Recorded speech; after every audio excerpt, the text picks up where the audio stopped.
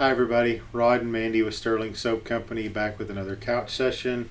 Today we're going to be talking about post-shave products, specifically our aftershave splashes, our witch hazels, and our post-shave balms.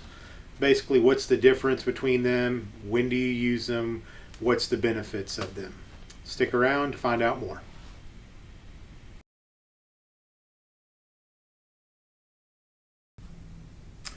So the three post-shave products that we carry at Stirling are alcohol-based Aftershave Splash, which is our top selling of the post-shave products.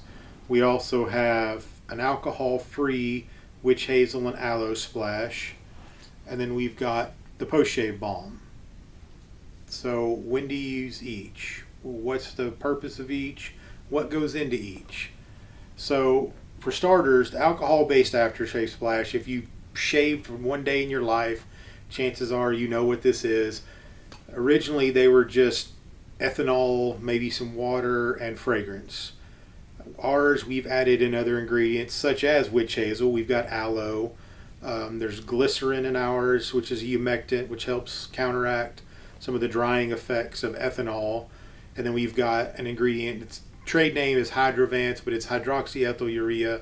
It's another type of humectant, which helps keep your skin from drying out so much from the alcohol. So what these are known for, if you've ever seen Home Alone, of course, or a lot of other things, there's a burn that's associated when you put alcohol on freshly shaved skin. Some people don't like it. Others, like me, absolutely love that. Wake up in the morning or after a shave and slap it on, and the more burn, the merrier. Typically, your alcohol-based aftershave is either going to be the first or the second product that you put on in this sequence after the shave. That's being said, not everyone will use it because a lot of people don't want the drying effect of the alcohol and they don't want the burn that comes with it. So that brings in the witch hazel and aloe that we have. Witch hazel and aloe is a blend of witch hazel distillate, aloe vera juice, distilled water, polysorbate, essential oil, and menthol. So polysorbate is an ingredient some people may not have heard of. Polysorbate 20, it's polysorbate 80 as well, but we use polysorbate 20. It's a solubilizer. There's zero ethanol in our witch hazels, so you need something else to keep the scenting agent, in this case essential oils, in solution. So polysorbate works as a solubilizer in the same way that ethanol does. The ethanol keeps your fragrance oil or your essential oil in solution. In witch hazel, it's polysorbate. I like to keep that kind of ingredient to a minimum because it is a synthetic ingredient. So as such, we only use plant-based essential oils in the witch hazels. Partly because of, like I said, the polysorbate, I want to keep it to a minimum, and synthetic fragrance oils require far more polysorbate to stay in solution than their essential oil counterparts do.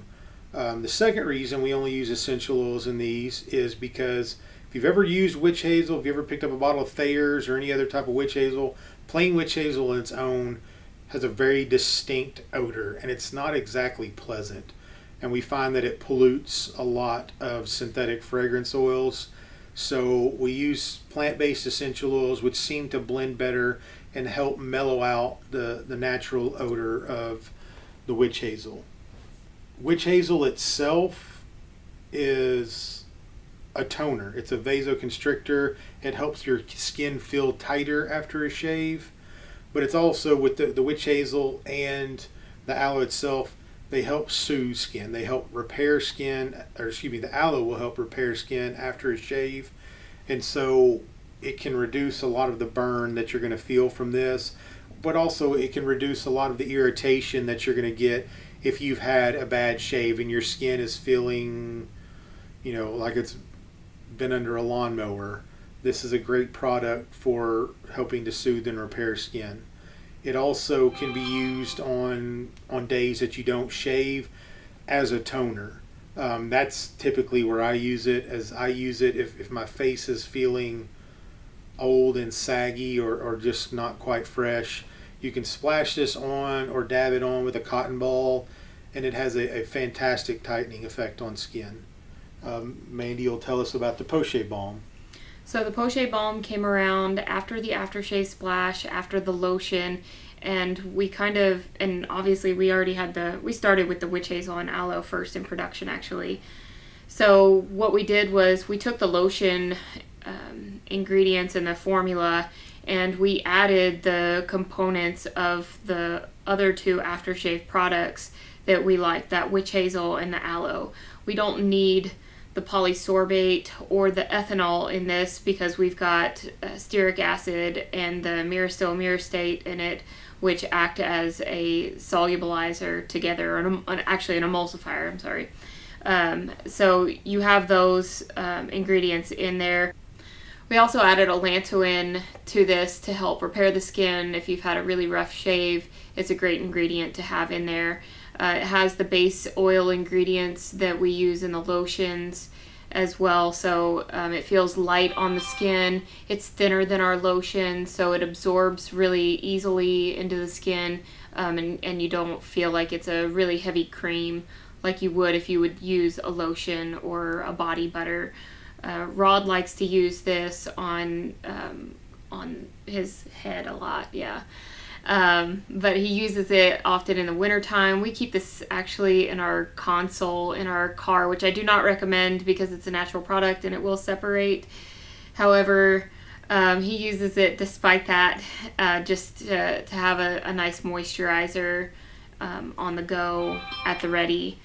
I use it on days that I don't shave because I suffer from dry skin quite often, and so I'll use the same as I might use the witch hazel on a day that my skin is feeling tired, just to brighten it up. I'll use the balm if I'm feeling dry because it's light enough that I can put it on and it's not going to make me feel oily or greasy.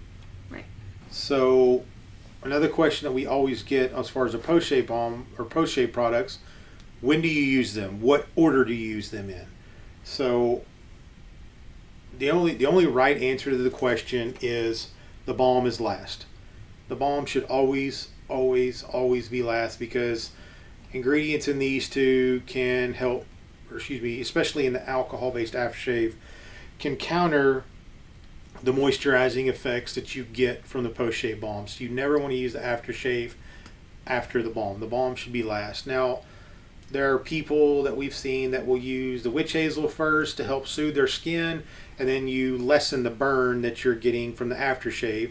And then you have the crew that will put the aftershave on first to get that initial, fire on their face, and then soothe it with this. And then you have the crowd that only uses this because they don't want the burn period, or only uses this because they don't see the benefits of using the witch hazel, or they don't want to put something like if you're using Mountain Man and this is a lemon chill, I mean you're going to be putting a lemon over your Mountain Man, but this, the fragrance on this is typically going to be much stronger on your alcohol-based Aftershave Splash than it is in a witch hazel, and certainly more than it is in the balm.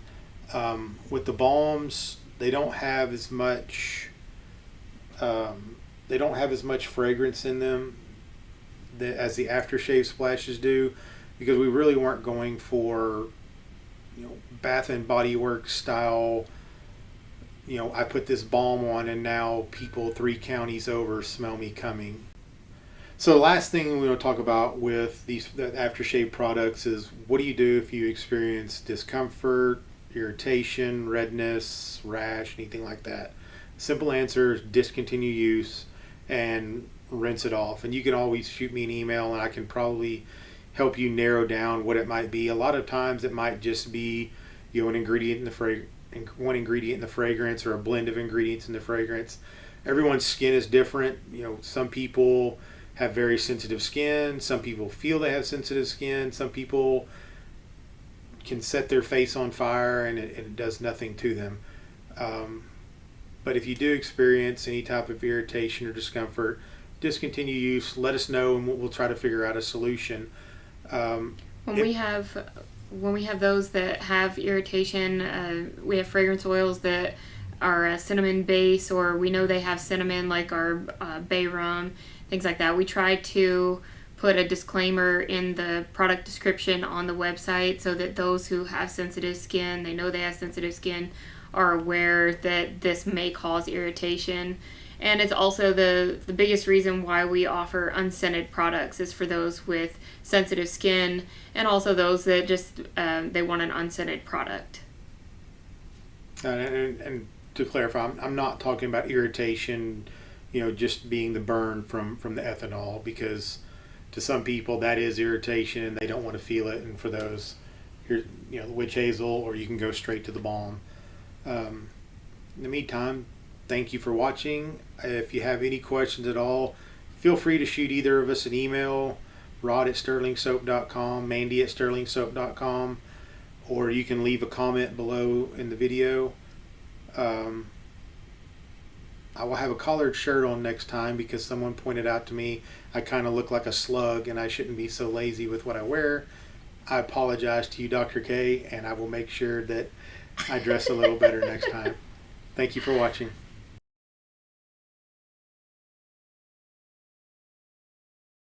Testing, testing, testing.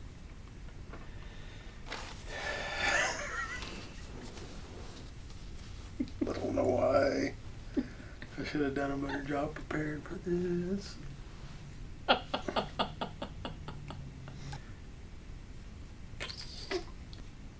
Hi, I'm Rod with Stirling Soap.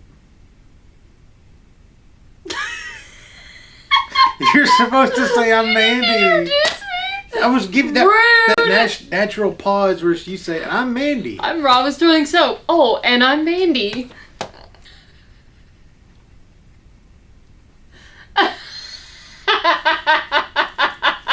Okay, stop. Okay.